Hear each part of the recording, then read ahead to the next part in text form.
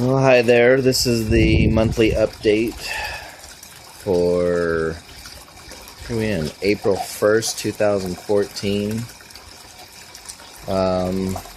Everything is going normal. I did, however, get a little lazy. We have a new puppy, and she has been occupying quite a bit of time. Thankfully, these systems work on cruise control really well. Feed the fish, put some water in, and it keeps going and going and going. I had to use big shears to trim up the basil plants. They're just ridiculous how much they produce, way more than we can ever use. Even giving it away and drying it, we just got basil everywhere. Everything got hit while we were in Mexico by aphids pretty good. I still need to make a spray, and I know I said in the last video that I was going to do a little video on that, and I will get it done. But you can see the damage. But that being said, look at all the flowers that are coming in, more eggplant coming in. It just keeps going and going. I'm gonna let these last few peppers that are on here before it starts blooming again turn red, because I've been drying them, and I've got about 2 pounds dried already off of this one plant. Red chili that's sitting inside, and this stuff is so good. When you open the bag, it's just something completely different than you run into in the stores. It's as simple as that. But when we come back for the next video, I'm ready to move this chiltepine plant up.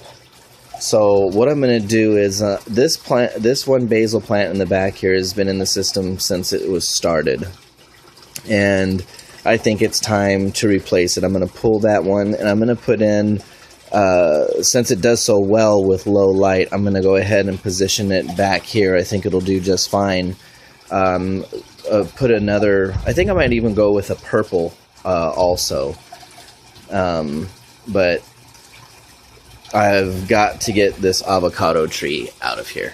It's already huge. I can't imagine what the root system must look like, and this is going to be a 50-foot tall tree.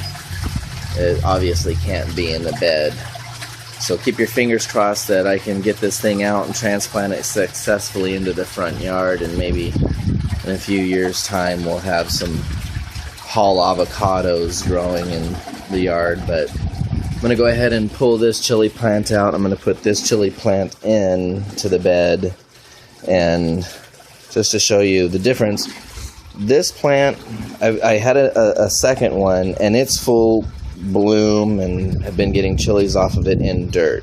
But I have to really pay attention to that.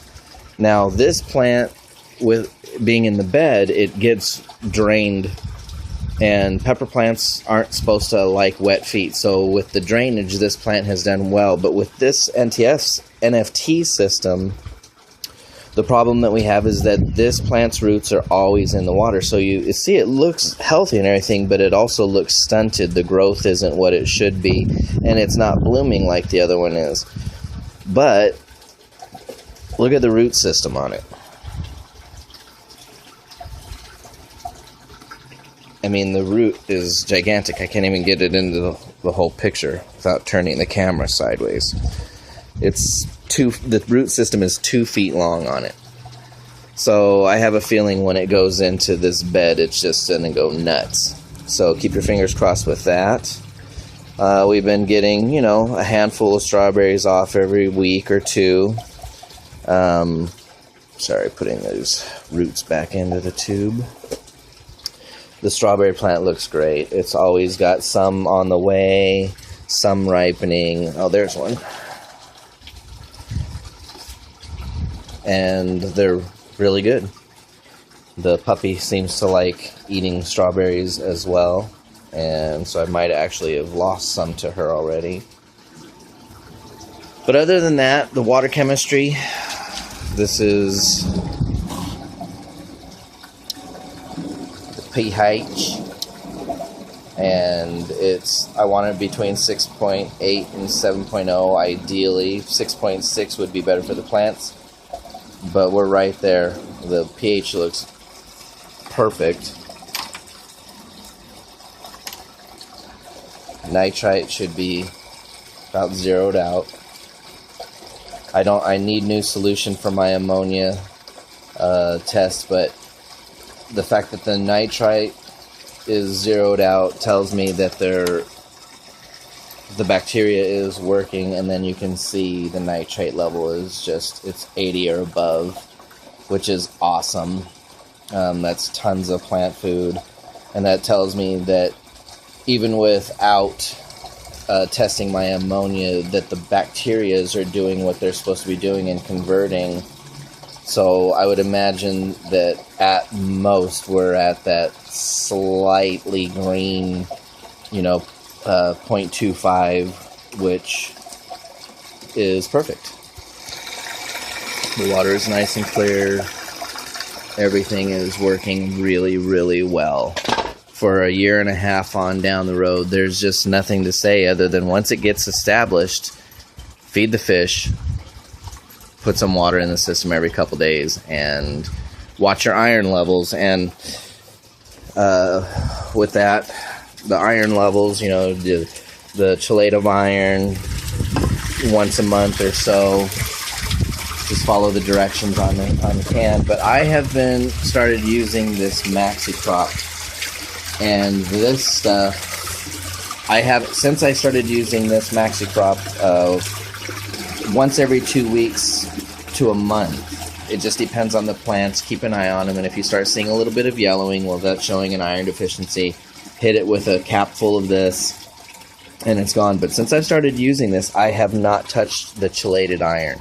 And aside from the iron, all of the micronutrients that this is putting into the system is just, working wonders for everything else. I mean, we've been getting just beautiful chilies off this plant. This thing is, it's hard to tell in these videos, but this thing is really thick, and, there's just drying red chilies everywhere, more green chilies that I'm just holding off. But probably after this video, I actually might pull this plant and the basil and then move on to some new plants. I want to plant some cantaloupe, and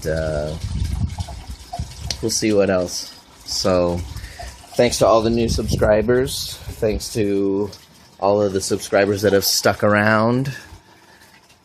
And any design questions that you might have, any water issues, anything at all, go ahead and hit me up. I'm more than happy to help anybody out with these systems. So thanks for watching. There she is. Micah. Say hi, Mama.